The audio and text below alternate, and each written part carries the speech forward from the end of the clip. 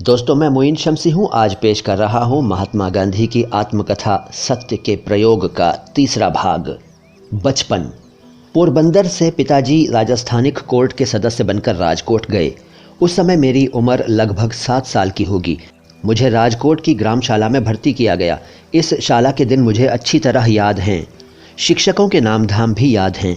पोरबंदर की तरह यहाँ की पढ़ाई के बारे में भी जानने लायक कोई ख़ास बात नहीं है। मैं मुश्किल से साधारण श्रेणी का विद्यार्थी रहा होऊंगा। ग्रामशाला से उपनगर की शाला में और वहाँ से हाई स्कूल में। यहाँ तक पहुँचने में मेरा 12वां वर्ष बीत गया। मुझे याद नहीं पड़ता कि इस बीच मैंने किसी भी समय शिक्षकों को धोखा दिया हो, न तब तक किसी को मित्र बनाने का स्मरण है। मैं बहुत ही शर्मीला लड़का था। पाठशाला में अपने काम से ही काम रखता था। घंटी बजने के समय पहुंचता और पाठशाला के बंद होते ही घर भागता। भागना शब्द मैं जानबूझकर लिख रहा हूं, क्योंकि किसी से बातें करना मुझे अच्छा न लगता था। साथ ही ये डर भी रहता था कि कोई मेरा मजाक उड़ाएगा तो।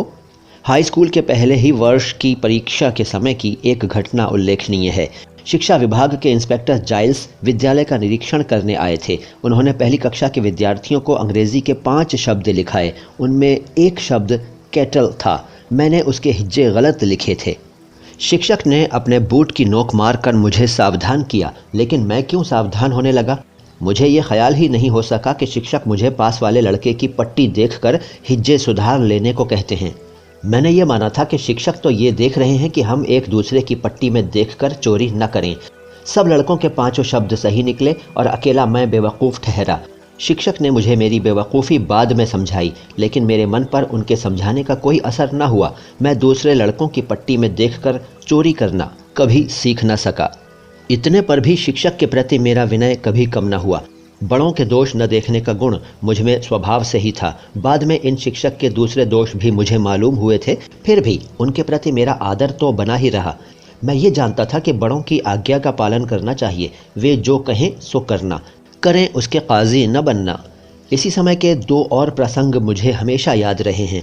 साधारणतः पाठशाला की पुस्तकों को छोड़कर और कुछ पढ़ने का मुझे शौक़ नहीं था। सबक याद करना चाहिए, उलाहना सहा नहीं जाता। शिक्षक को धोखा देना ठीक नहीं, इसलिए मैं पाठ याद करता था, लेकिन मन अलसा जाता। इससे अक्सर सबक कच्चा रह जाता। ऐसी हालत में दूसरी कोई चीज़ पढ़ने की इच्छा क्यों कर होती। किंतु पिताजी की खरीदी हुई एक पुस्तक पर मेरी दृष्टि पड़ी। नाम था श्रवण पितृभक्ति नाटक। मेरी इच्छा उसे पढ़ने की हुई और मैं उसे बड़े चाव के साथ पढ़ गया। उन्हीं दिनों शीशे में चित्र दिखाने वाले भी घर घर आते थे। उनके पास मैंने श्रवण का वो दृश्य भी देखा जिसमें वो अपने माता पिता को कांवर में बैठाकर यात्रा पर ले जाता है। दोनों चीज़ों का मुझ पर गहरा प्रभाव पड़ा।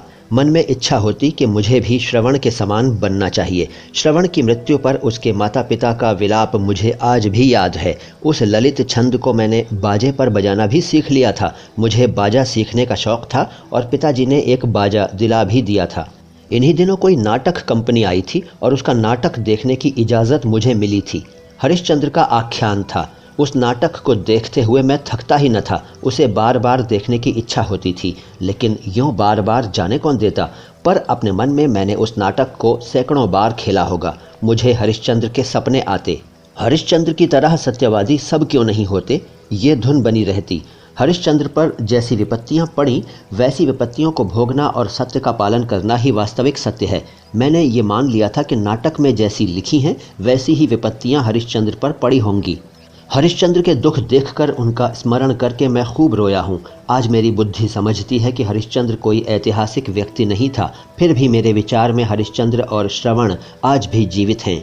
मैं मानता हूँ कि आज भी उन नाटकों को पढ़ूँ तो मेरी आंखों से आंसू बह निकलेंगे। दोस्तों, ये था महात्मा गांधी की आत्मकथा सत्य के प्रयोग का तीसरा भाग। अगला भाग अगली मुलाकात में। धन्यवाद।